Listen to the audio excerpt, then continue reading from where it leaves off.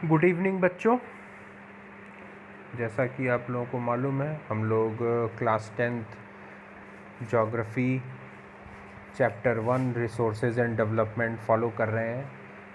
अभी 10 different parts में मैंने आप लोगों को इस चैप्टर को एक्सप्लेन करने की कोशिश की है। बच्चों, अभी जो हमारा टॉपिक चल रहा है वो है क्लासिफिकेशन ऑफ सॉइल, जैसा कि आपको आपकी स्क्रीन पे दिखाई दे रहा होगा, है ना। सॉइल्स जो मृदा यानी मिट्टी है कितने तरह की होती है, कुछ जो इम्पॉर्टेंट सॉइल्स हैं उनके बारे में इसमें बताया गया है बच्चों। तो हम लोग एलुवियल सॉइल से स्टार्ट करते हैं। बच्चों, alluvial soil most important soil है अगर हम भारत की बात करें तो, और ये सबसे ज़्यादा पाई जाने वाली मृदा है, मिट्टी है, और हम इसको बिल्कुल भी अवॉइड नहीं कर सकते बच्चों, क्योंकि कल्टीवेशन के लिए, फार्मिंग के लिए ये सबसे बेस्ट सॉइल होती है। इसी मिट्टी की देन है कि हमें गेहूँ, चावल और अनाज और खाने की जो भी कृषि उत्पादन वाली वस्तुएं हैं, है ना, जो हमारे जीवन को चला रहे हैं, वो हमें मिलता है। किसानों के लिए ये जीवनदायिनी मिट्टी होती है। तो आइए इसके बारे में हम लोग पढ़ते हैं, बुक में क्या लिखा हुआ है। Alluvial soil, this is the most widely spread and important soil. बताया मैंने, ये सबसे ज़्यादा पाई जाने वाली मिट्टी है और सबसे महत्वपूर्ण है। In fact the entire northern plains are made of alluvial soil. और भारत में आपने क्लास 9th में फिज़िकल डिवीज़न ऑफ इंडिया में, फिज़िकल फीचर्स ऑफ इंडिया में आपने पढ़ा था, है ना, द नॉर्दर्न प्लेन्स, भारत के उत्तरी मैदान। तो बच्चों, ये जो भारत का पूरा ये नॉर्दर्न प्लेन वाला जो इलाका है, ये एलुवियल सॉइल से बना हुआ है। These have been deposited by 3 important Himalayan river system, the Indus, the Ganga and the Brahmaputra. और ये जो प्लेन बना है, ठीक है, ये जो नॉर्दर्न प्लेन बना है और ये जो एलुवियल सॉइल डिपॉजिट हुई है, इस मिट्टी को लाने का काम हिमालय पर्वत श्रृंखला से निकलने वाली 3 नदियों और उनकी सहायक नदियों ने मिल करके ये डिपोजिशन किया है, इस एलुवियल सॉइल का। इंडस रिवर सिस्टम, देखो बच्चों, एक होता है रिवर। अगर हम कहें कि इंडस रिवर तो सिंपली इंडस रिवर, लेकिन अगर हम कहते हैं इंडस रिवर सिस्टम तो बच्चों इसमें Indus river plus it's tributaries यानी उसकी सहायक नदियाँ प्लस द कैचमेंट एरिया, यानी इस नदी और इसकी सहायक नदियों का जो अप्रोच है, असेस है, यानी वो नदियाँ कहाँ तक अपने आप को विस्तारित कर सकती हैं, या कह लो कि जो उसका ड्रेन्ड एरिया है, जो ड्रेनेज जिसको कि बोलते हैं, वो पूरा कहाँ तक है ना, वो पूरा आ जाता है एक सिस्टम में, एक रिवर सिस्टम में। तो इंडस मेन रिवर है, तो इसलिए मेन रिवर का नाम लिया जाता है, सहायक नदियों का नाम बार बार नहीं लिया जाता, तो इंडस रिवर सिस्टम बोल दिया जाता है। अब इंडस रिवर सिस्टम में सतलज भी है, रावी भी है, व्यास भी है, चेनाब भी है, ठीक है, और एक दो छोटी मोटी नदियां हैं। The Ganga river system, Ganga river system में इसकी जितनी भी ट्राइब्यूटरीज हैं, चाहे वो यमुना हो, चाहे कोसी हो, चाहे गंडक हो, ठीक है, चाहे सोन हो, सब नदियां आ गई इसमें। इसी तरह से ब्रह्मपुत्रा,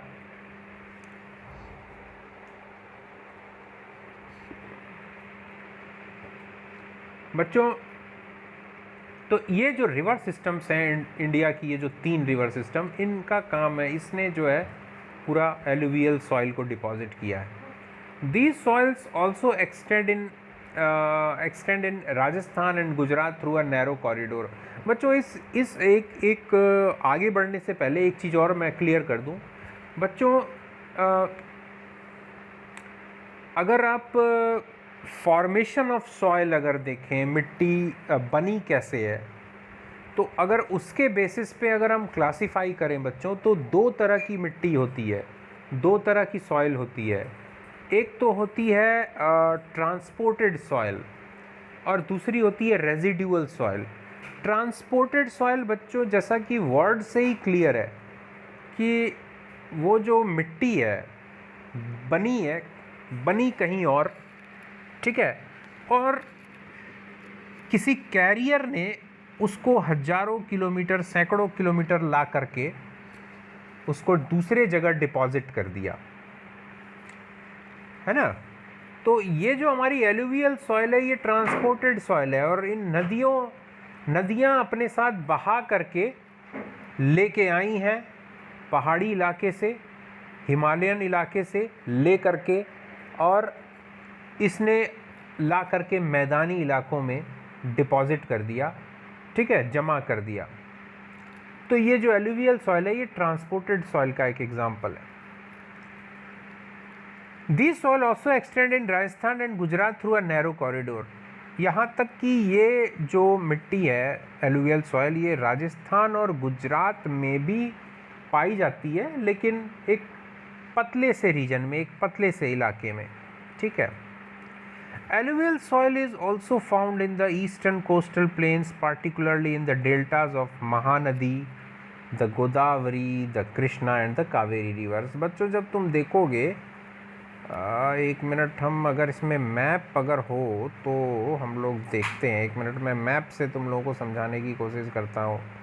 ये देखो, ये बच्चों ये मैप देखो तुम।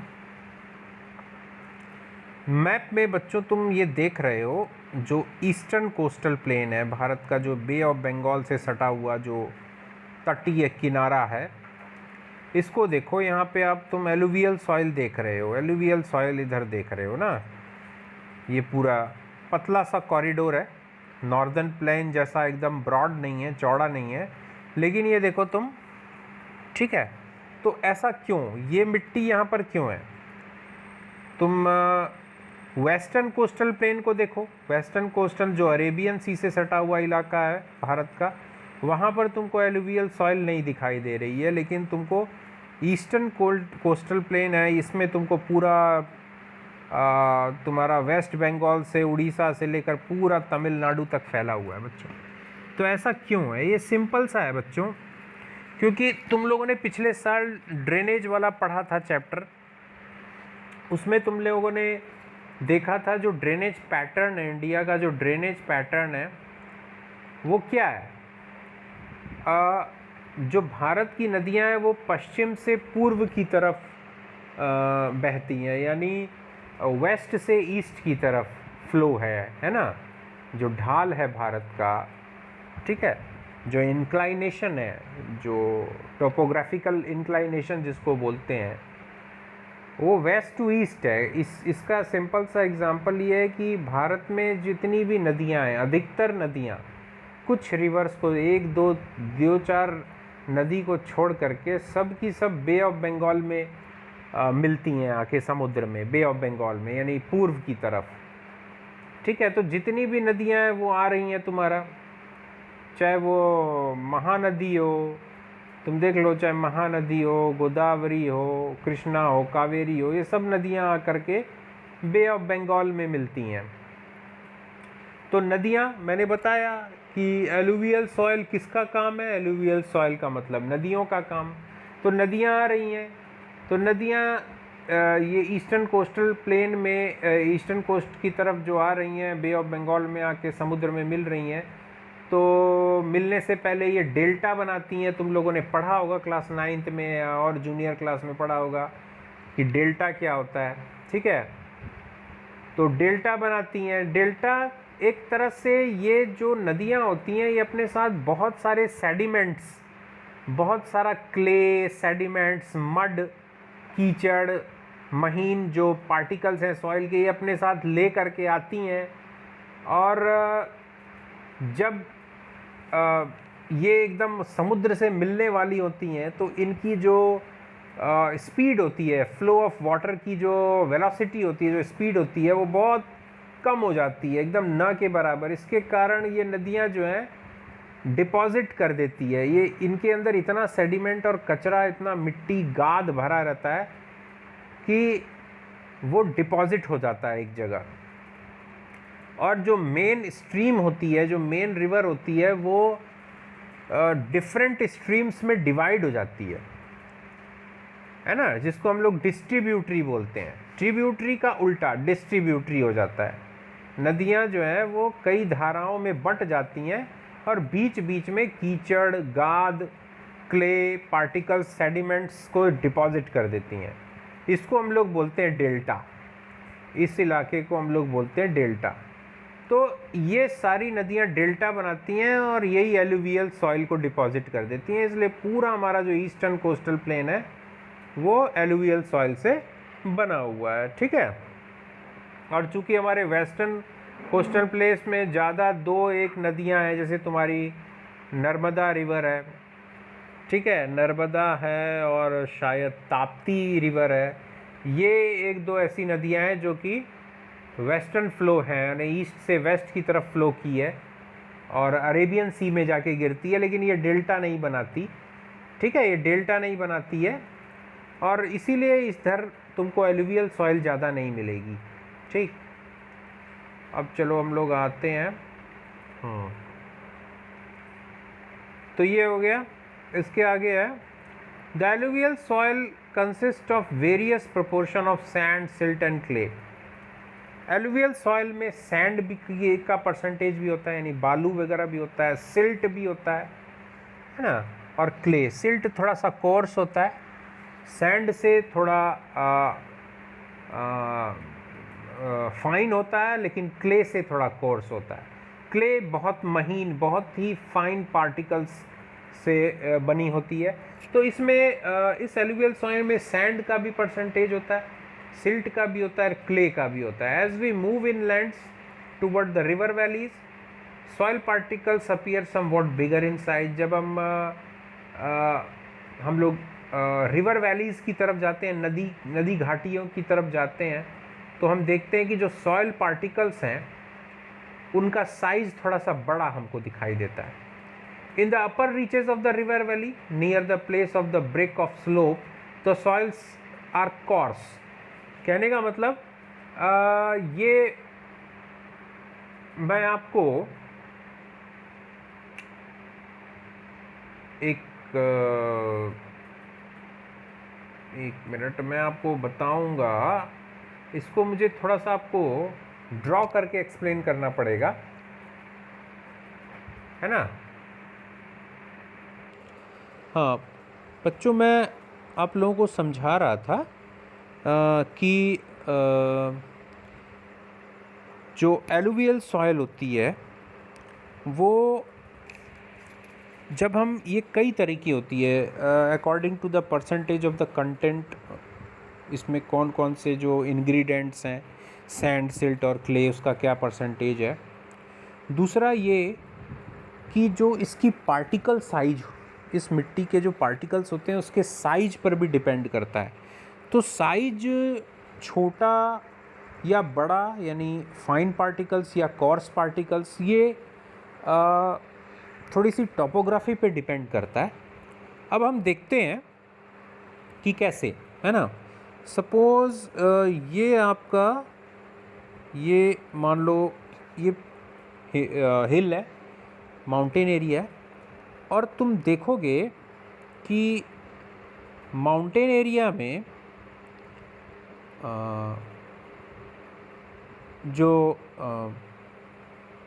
आपका, जहाँ पर ये जो स्लोप जहाँ पे ब्रेक हो रहा है, यानी यहाँ पे ये स्लोप जहाँ पे ब्रेक हो रहा है, ठीक है, ये स्लोप है और स्लोप यहाँ पे ब्रेक हो रहा है, तो इसको इधर जो डिपॉजिशन होता है मिट्टी का इस स्लोप के पास नीचे, ठीक है, ये जो डिपॉजिशन होता है इसको हम लोग बच्चों, अगर ज्योग्राफी की भाषा में हम लोग इसको बोलते हैं PIED, पिडमॉन्ट। इसको हम लोग पिडमॉन्ट प्लेन बोलते हैं। क्या बोलते हैं बच्चों? इसको हम लोग पिडमॉन्ट प्लेन। ठीक है, तो ये पिडमॉन्ट प्लेन होता है। यहाँ पर जो एलुवियल सॉइल के पार्टिकल्स होते हैं बच्चों, ये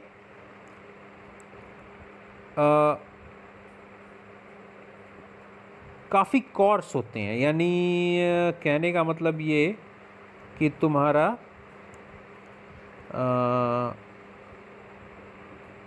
जो सॉइल पार्टिकल होते हैं वो थोड़े मोटे होते हैं।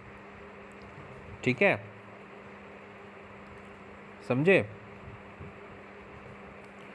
सॉइल पार्टिकल क्या होता है बच्चों? मोटा होता है। ठीक है, अब ये होता है तुम्हारा कहाँ पे? जहाँ तुम्हारा माउंटेन का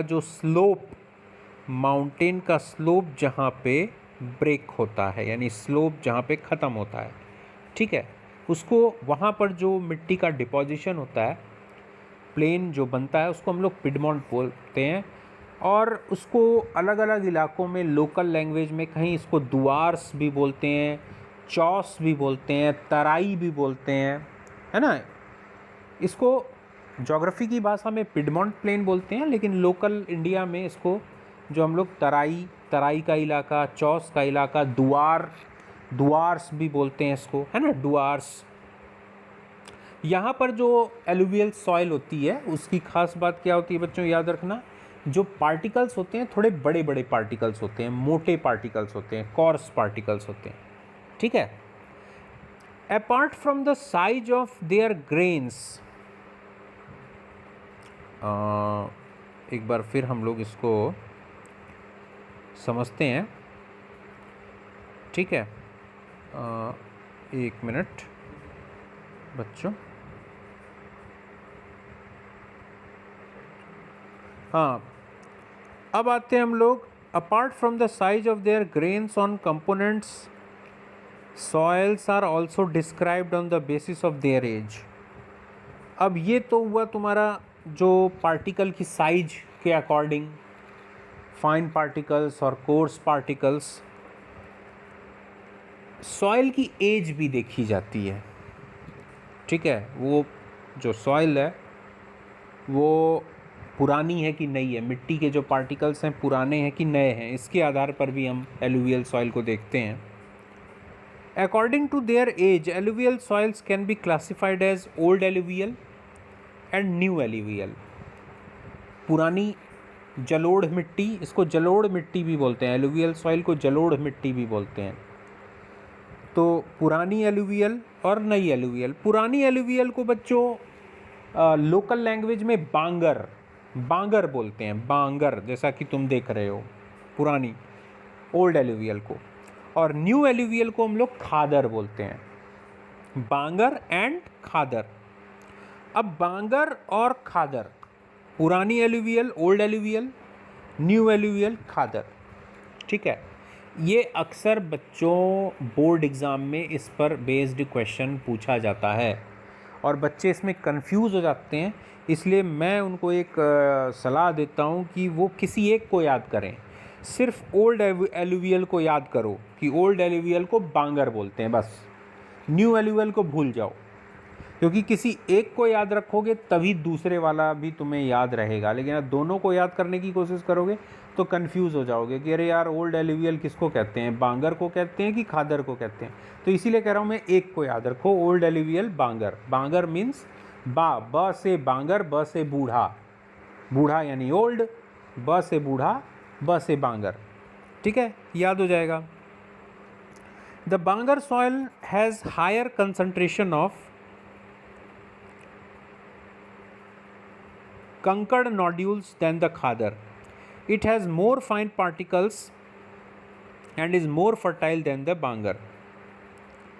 ठीक है, ये जो बांगर है, बांगर यानी तुम्हारी ये जो ओल्ड एलुवियल यानी पुरानी मिट्टी, बच्चों इस बांगर सॉइल में, the bangar soil has higher concentration, इसमें नॉड्यूल्स, जो कंकड़ यानी छोटे छोटे पत्थर के टुकड़े, कंकड़, ये बांगर में ज़्यादा होते हैं, यानी ओल्ड एलुवियल में ये ज़्यादा होते हैं और खादर में नहीं होते। खादर में क्या होता है, यानी जो न्यू एलुवियल उसकी क्या स्पेशलिटी होती है बच्चों, इसके जो पार्टिकल्स होते हैं बहुत फाइन होते हैं, बहुत महीन होते हैं, बारीक पार्टिकल्स होते हैं, ठीक है। और ये जो खादर है ये ज़्यादा फर्टाइल होती है, यानी ये जो न्यू एलुवियल है ये ज़्यादा more fertile in comparison to the old alluvial और बांगर की तुलना में ये खादर जो है ज़्यादा उपजाऊ होती है। अब बच्चों इसको तुम देखो, मैं तुमको बताता हूँ।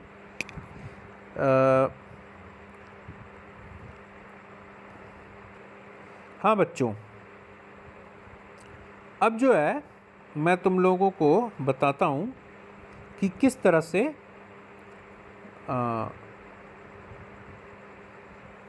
बांगर और खादर को हम लोग ध्यान से समझते हैं। देखो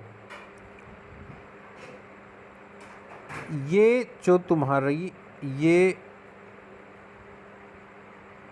ये रिवर है, ये क्या है, ये रिवर है, ठीक है, ये इसकी बॉर्डर लाइन है, ये नदी है, ठीक। अब ये तुम्हारा ये पूरा जो है ये पूरा तुम्हारा ड्रेनेज कैचमेंट है, रिवर का जो है कैचमेंट है, ठीक है, ये रिवर का कैचमेंट है जिसको कि हम लोग ड्रेनेज बोलते हैं, ठीक है। अब ये जो बांगर यानी ओल्ड एलुवियल है ये अपर कोर्स में पाई जाती है, इसको हम लोग क्रॉस से, ठीक है, ये ऊपरी इलाकों में पाई जाती है, ठीक है। ये जो है जो रिवर का ड्रेनेज पैटर्न है तो उसका जो हायर स्लोप, उसका जो स्लोप है, स्लोप जो उसका ढाल है, ढाल के ऊपरी इलाकों में तुमको पुरानी एलुवियल मिट्टी मिलेगी, ओल्ड एलुवियल। और जितना पानी के करीब जाओगे, नदी के पानी के जितना करीब जाओगे तो वहाँ पर तुमको क्या मिलेगी, न्यू एलुवियल यानी खादर, ठीक है। क्यों न्यू एलुवियल? सिंपल सा बच्चों, कौन बताएगा कि न्यू एलुवियल नदी के किनारे के इलाकों में क्यों पाई जाती है? नदी के ये जो गोल गोल सा मैं बना रहा हूँ बच्चों, ये मैं न्यू एलुवियल को शो करने की कोशिश कर रहा हूँ। तो ये नदी के किनारे फाइन पार्टिकल्स वाली न्यू एलुवियल क्यों मिलेगी बच्चों? सिंपल सी बात है कि रिवर जो है हर साल जो फ्लड आता है, बाढ़ आती है, यानी नदी का पानी जो है वो ओवरफ्लो होता है, ठीक है, तो वो क्या करता है, डिपॉजिट करता है, फाइन पार्टिकल्स नदी जो है डिपॉजिट कर देती है सॉइल के, ठीक है। तो नदी के किनारे वाले इलाकों में हर साल मिट्टी नई होती जाती है, एक नई लेयर जमा हो जाती है, न्यू फाइन पार्टिकल्स, ठीक है। और जो मिट्टी नदी से दूर है, स्लोप, ऊपरी स्लोप पे है, ढाल के ऊपरी इलाकों में है, ठीक है, अब वहाँ तक तो नदी का पूरा जो कैचमेंट है, पूरा पानी उतना दूर तो जा नहीं पाता, बाढ़ में भी नहीं जा पाता, ठीक है। धीरे धीरे क्या होता है, मिट्टी में कैल्सिनेशन का प्रोसेस होता है। कैल्सिनेशन यानी जो कैल्शियम कंपोनेंट होता है मिट्टी में, ठीक है, वो क्या करता है, अपने सीमेंटिंग एक्शन के कारण जो नोड्यूल्स हैं, सॉइल पार्टिकल्स हैं, उसमें कैल्सिनेशन के कारण कंकड़ नोड्यूल्स, कंकड़ वगैरह बनने लगते हैं, मोटे पार्टिकल्स मोटे हो जाते हैं, ठीक है, बात समझ रहे हो? या ये कह लो कि जो कोर्स यानी जो बड़े पार्टिकल्स होते हैं वो ऊपर ही रह जाते हैं, नीचे की तरफ नदी के पानी की तरफ फाइन पार्टिकल्स रहते हैं, ठीक है। तो इसलिए जो नदी के किनारे ख़ास तौर से वाले जो इलाके हैं, जो जिसको कि हम उसके लिए हम लोग एक पर्टिकुलर वर्ड यूज़ करते हैं,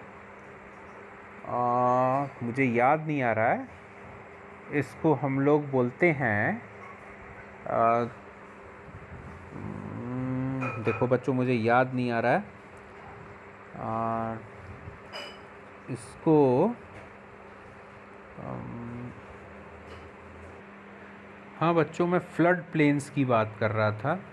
जो फ्लड प्लेन जो होता है, यानी नदी में जब बाढ़ आती है बरसात के मौसम में, तो नदी का पानी अपने दोनों किनारों को तोड़ करके कहाँ तक आगे चला जाता है, उसको हम लोग फ्लड प्लेन, तो वो काफ़ी फर्टाइल होता है बच्चों, क्योंकि हमेशा न्यू एलुवियल फाइन पार्टिकल्स जो होते हैं वो रिवर डिपॉजिट करती जाती है, एक लेयर पूरी नई डिपॉजिट कर देती है। ठीक है। Alluvial soils as a whole are very fertile, बहुत फर्टाइल होती है वो। Mostly these soil contain adequate proportion of potash, phosphoric acid and lime which are ideal for the growth of sugarcane, paddy, wheat and other cereal and pulse crops. और जो ये मिट्टी होती है इसमें बहुत से इम्पॉर्टेंट जो हैं मिनरल्स पाए जाते हैं, है ना, पर्याप्त मात्रा में, चाहे वो पोटास हो, फॉस्फोरिक एसिड हो, लाइम हो, जो कि गन्ना, चाहे धान हो, गेहूं हो, है ना, या और जो अनाज या दाल वाली जो फसलें हैं उनके लिए जो उपयोगी मिनरल्स होते हैं वो बहुत अच्छी मात्रा में पाए जाते हैं एलुवियल सॉइल में। Due to its high fertility, regions of alluvial soils are intensively cultivated and densely populated. चूँकि ये एलुवियल सॉइल वाला जो इलाका होता है, ये एलुवियल सॉइल काफ़ी फर्टाइल होती है, बहुत उपजाऊ होती है, तो इस क्षेत्र में बहुत ज़्यादा जनसंख्या पाई जाती है। जो पॉपुलेशन की डेंसिटी है वो बहुत ज़्यादा होती है, लोग यहाँ बहुत ज़्यादा रहते हैं। कृषि कार्य चूँकि यहाँ पर बहुत अच्छा होता है, और कृषि से जो जुड़े हुए उद्योग धंधे व्यापार हैं ये भी होते हैं, इसलिए यहाँ शहर, कस्बे, गांव बहुत ज़्यादा हैं, लोग यहाँ ज़्यादा रहते हैं। Soils in the other drier areas are more alkaline and can be productive after proper treatment and irrigation. लेकिन ये जो एलुवियल सॉइल है, जो थोड़ा सा एरिड इलाके में या थोड़ा ड्राइड सूखे इलाकों में होती है, तो वहाँ पे अल्कली का परसेंटेज ज़्यादा होता है। अल्कली बच्चों केमिस्ट्री पढ़ोगे आप, है ना, अपने साइंस में केमिस्ट्री में पढ़ोगे कि जो दो तरह की चीज़ें होती हैं, एक अल्कली होता है, एक एसिड होता है। अल्कली को हम लोग बेस भी बोलते हैं। ठीक है। तो मिट्टी में अल्कलाइन परसेंटेज ज़्यादा होता है, इसके कारण जो है उसकी प्रोडक्टिविटी थोड़ी रिड्यूस हो जाती है, कम हो जाती है, यानी उसकी फर्टिलिटी कम हो जाती है। लेकिन अगर हम उसका प्रॉपर ट्रीटमेंट करें, उस मिट्टी का उपचार करें, उसमें जो साइंटिस्ट हैं या एक्सपर्ट हैं उस मिट्टी में जो मिलाने के लिए, कुछ भी चीज़ मिलाने के लिए बोलें कि भाई इसमें आप इस मिट्टी में ये मिलाइए, तो उससे क्या होता है, उससे और प्रॉपर जब हम इरिगेशन करते हैं, सिंचाई करते हैं, पानी उस मिट्टी में डालते हैं, तो उसकी वजह से फिर वो मिट्टी धीरे धीरे थोड़ी सी फर्टाइल हो जाती है। ठीक है बच्चों, आज का वीडियो यहीं तक, और नेक्स्ट वीडियो में हम लोग ब्लैक सॉइल के बारे में पढ़ेंगे। ओके, तब तक के लिए धन्यवाद।